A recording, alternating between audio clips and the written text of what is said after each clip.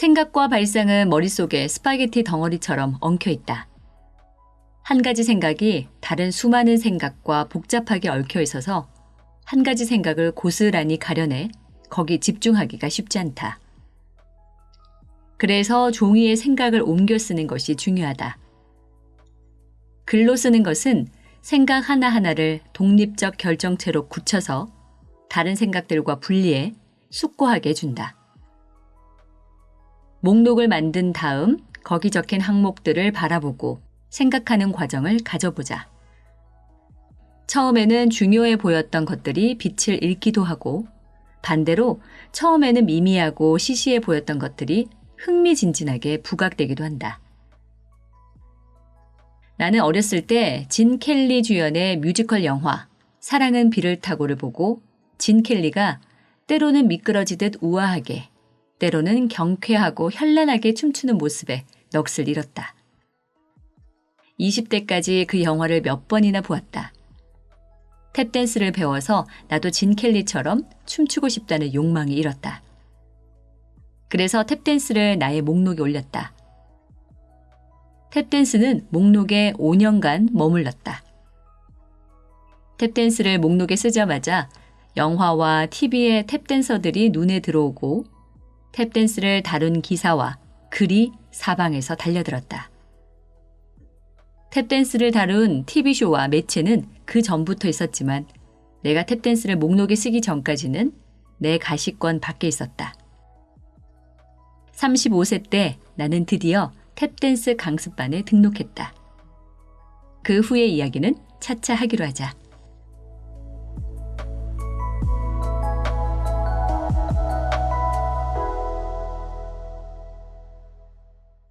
캘리포니아 도미니칸 대학교의 심리학 교수 게일 매튜스 박사가 267명의 참가자를 대상으로 목표 설정 연구를 진행했다. 박사는 목표를 손으로 쓰는 사람들이 그렇지 않은 사람들보다 목표를 이룰 가능성이 42%나 높다는 것을 발견했다. 키보드로 글씨를 쓰는 것은 8가지 손가락 운동만 수반하고 상대적으로 소수의 뇌신경 연결망만 사용한다. 이에 비해 손글씨는 최대 10,000가지 움직임을 수반하고 뇌에 수천 개의 신경회로를 만든다. 이 때문에 손글씨가 목표에 대한 보다 강렬한 애착과 헌신과 의욕을 불러일으킨다. 물론 컴퓨터로 목표를 기록하는 것도 유용하다. 하지만 목표를 컴퓨터 키보드로 입력하는 것이 스포츠카 운전을 묘사하는 글을 읽는 것이라면 손으로 목표를 쓰는 것은 알프스를 누비며 스포츠카를 시운전하는 것과 같다. 손글씨는 목표에 대한 정서적인 몰입도를 월등히 높이고 동기부여 수준을 극적으로 끌어올린다. 목표를 쓰는 것은 RAS의 발동을 거는 것과 같다. 내 잠재의식에게 쉬지 말고 공든탑을 쌓으라는 지시를 내리는 것과 같다. 1980년대에는 철의 장막, 건너편 러시아에서 세미나를 열겠다는 생각은 가당치 않은 꿈이었다. 서방인은 러시아에 갈 수조차 없었다. 하지만 바바라와 나는 그 꿈을 목록에 올렸다. 짜릿한 발상이었다. 제임스 본드 느낌도 났다. 목록에 올리기 무섭게 신문기사, TV 다큐멘터리, 잡지 칼럼 등에서 러시아에 대한 정보들이 우후죽순 보이기 시작했다. 그리고 현재 러시아권 국가들은 우리 부부의 최대 출판 시장이자 세미나 시장이다. 우리가 1989년에 이 꿈을 목록에 적은 결과다. 러시아 진출이 미친 소리였던 시절, 우리가 그 미친 소리를 목표 목록에 적지 않았다면 러시아는 영영 우리의 비즈니스 영역으로 부상하지 못했을 것이다. RAS가 어떻게 정보를 검색하지 않았을 테니 말이다. 원하는 것을 어떻게 얻을지의 골몰에서는 일이 되지 않는다. 정확히 무엇을 하고 싶은지 또는 무엇이 되고 싶은지를 결정하면 RAS가 알아서 길을 찾는다. 일단 마음의 목표를 입력하자. RAS가 알아서 방법을 보고 듣고 읽어드린다. 아주 간단하다. 그러나 실천하는 사람은 극소수에 불과하다. 목표 목록을 읽고 또 읽어보라. 각 항목이 내게 진정으로 중요한지 여부가 선명해지기 시작한다. 항목을 더하고 빼면서 목록을 계속 수정해 나가자. 얼마가 지나면 목록에서 탈락하지 않고 매번 살아남거나 지속적으로 재등장하는 항목들이 생긴다.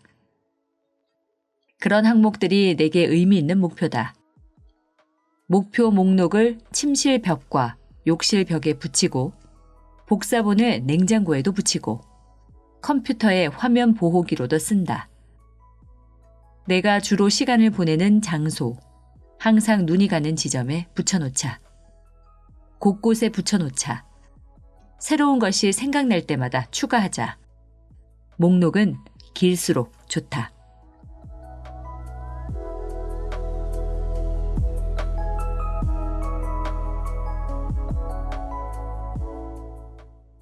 (1970년대에) 부자들을 대상으로 한 연구가 있었다. 백만장자와 억만장자의 주된 차이를 알아보는 연구였다.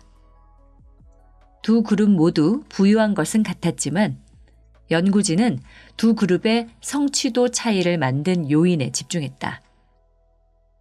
3년의 연구 끝에 결과가 나왔다. 두 그룹의 최대 유사점은 자신이 원하는 것을 정확히 알고 있다는 점이었다. 다만 억만장자들에게는 본인의 아이디어와 목표와 목적을 명기한 목록이 있었다. 놀랍게도 두 그룹을 가르는 가장 극명한 차이는 손으로 쓴 목록의 존재 여부였다. 백만장자들도 목표를 향한 열의가 대단했고 본인이 원하는 바를 정확히 알고 있었지만 손으로 쓴 계획서를 보유한 경우가 억만장자들에 비해 현저히 적었다. 미국의 보험왕 출신 억만장자이자 성공행동연구가 폴 제이 마이어는 목표 설정과 관련해 다음과 같은 연구 결과를 제시했다. 1.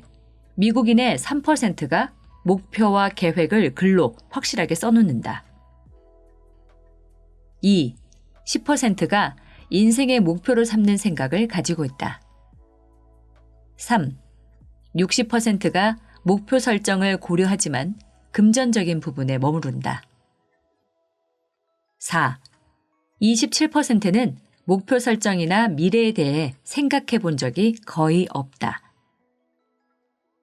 마이어의 연구 대상자 구성은 다음과 같다. 1. 3%는 엄청난 성공을 거둔다.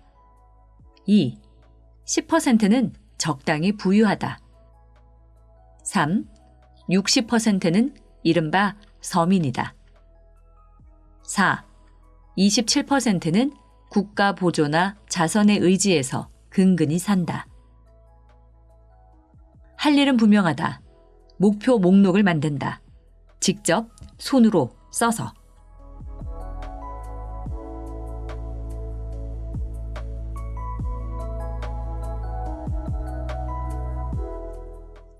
사람들의 목표 목록에서 최우선 순위를 점령하는 것은 주로 직업에 대한 것이다. 경제활동 인구로 보내는 세월을 어떻게 보내야 할까? 이것이 우리의 최대 관심사다. 하지만 조사 결과 10명 중 8명이 자신이 밥벌이로 하는 일을 좋아하지 않았다. 2012년에 140개국에서 시행된 갤럽 여론조사에 의하면 사람들의 67%는 자기 일에 몰입하지 못한다. 다시 말해 일에 의욕이 없고 동기를 찾지 못하며 노력을 더 기울일 마음도 없었다. 24%는 자기 일에서 맹렬히 유리되어 있다. 즉 진심으로 불행하고 전적으로 비생산적이다. 많은 이들이 먹고 살기 바빠서 정말로 하고 싶은 것은 생각할 겨를도 실천한 여유도 없다고 말한다. 나는 어떤지 생각해보자. 날마다 부푼 가슴으로 일어나는가? 주중에 다음 날 아침이 기다려지는가? 그렇지 않다면 그렇지 않을 가능성이 84%다. 이 점을 고민해야 한다. 나는 지금의 일 말고 어떤 일을 직업으로 삼아야 할까? 인생 미션을 찾는 방법이 있다. 이렇게 자문해보자. 과거에 내가 열중한 일이 있었나? 기회가 되면 보수 없이도 하고 싶은 일이 있었나? 있었다면 무엇이었나? 과거를 돌아보자. 내 관심을 사로잡았던 것은? 나를 흥분시켰던 것은? 내게 즐거움과 행복감을 주고 나를 뿌듯함으로 채웠던 것은? 나의 인생 미션 또는 진정한 커리어는 바로 그것이다. 그 영역에서 찾아야 한다. 스스로에게 묻자. 보수 없이도 하고 싶을 만큼 좋고 동시에 보수를 받고 할 만큼 잘할 자신이 있는 것을 한 가지로 꼽는다면? 이 질문에 대한 답을 찾았다면 당신은 인생의 미션 중 하나를 발견한 것이다. 사람들은 자신에게 즐거운 일이 직업이 되고 나아가 그것으로 부자가 될 수 있다고 생각하지 못한다. 하지만 그것을 목록에 쓰면 길이 보인다. 내가 좋아하는 건 사람들과 어울려 수다 떠는 건데 그걸로 어떻게 밥벌이를 한다는 거지? 제이 르노, 데이비드 레터맨, 마이클 파킨슨, 오프라 윈프리가 입담으로 명성을 쌓고 거부가 된 사람들이다. 나는 집을 예쁘게 꾸미는 것밖에 모르는데 마사 스튜어트가 그것으로 성공했다. 내가 좋아하는 거라곤 운동밖에 없어. 타이거 우즈와 로저 페더러도 그랬다. 물론 예로 든 사람들은 비현실적인 성공과 부를 이루고 세계의 이름을 떨친 극소수에 속한다. 하지만 이들도 출발선에서는 이름 없는 사람들이었다. 돈이 따르지 않아도 하고 싶을 만큼 좋아하는 일을 직업으로 밀고 나간 사람들이었다. 유명하지 않아도 같은 방법으로 직업적 성공을 거둔 사람이 수없이 많다. 기억하자. 분야와 직종을 막론하고 모든 전문가들 역시 한때는 초보자였다. 진심으로 즐기는 일을 찾아라. 그러면 단 하루도 일하지 않고 살 수 있다. 사람마다 즐겨하는 것이 다르다. 맛집 찾아다니기, 책과 잡지 탐독, 파티와 클럽 섭렵, 영화 관람, 음악 연주나 음악 감상, 사교와 인맥 쌓기, 웹서핑, 스포츠, 쇼핑. 정확히 이런 것들을 하며 돈을 버는 사람이 있을까? 있기만 한가? 부지기수다. 외식을 즐기고 음식을 탐하는 것은 결코 나쁜 일이 아니다. 다만 이왕 욕망하는 김에 레스토랑 창업, 음식점 탐방 웹사이트나 블로그 개설, 요리 잡지 창간, 요리사 되기 등의 목표를 정하는 건 어떨까? 음악을 좋아하는 사람이면 노래를 직접 쓰거나 제작하는 일을 노려봄직하다. 저널리스트가 되어 음악 산업을 분석하고 조망할 수도 있다. 같은 것을 좋아하는 사람들을 위한 정보를 유통하고 물건을 제작하는 일도 열정을 돈벌이로 바꾸는 방법이다. 내 열정과 닿아 있는 것을 찾자. 그것이 내 소명이다. 열정이 아무데나 있는 사람은 없다. 나는 학동 시절 스탠드업 코미디와 개그의 두각을 보였다. 선생님은 내게 나서는 걸 좋아하는 것도 재주니 장차 전문적으로 해보라고 했다. 내가 지금까지 40년 넘게 해온 일이 바로 그것이다. 어떻게는 몰랐다.